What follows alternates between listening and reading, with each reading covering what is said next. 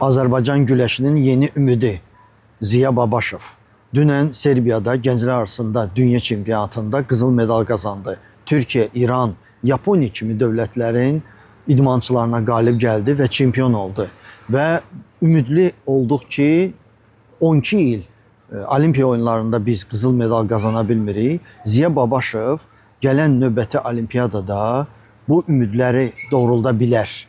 Əlbəttə ki, milli komandada ondan güclü idmançılarımız var. Onlarla rəqabət aparmaq lazımdır. Heyətə düşmək, sonra isə çempion olmaq uğrunda.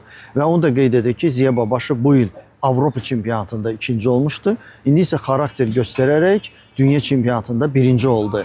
Ondan əlavə olaraq bu gün final görüşünü Elmir Əliyev də keçirəcək. Daha bir gənc, istedadlı güləşçimiz. O da bu il Avropa çempionatında üçüncü olmuşdu. Bu gün isə qızıl medal uğrunda vuruşacaq və o gələcəkdə Eldəniz Əzlinin 55 kiloqramda əvəz eləyə bilər.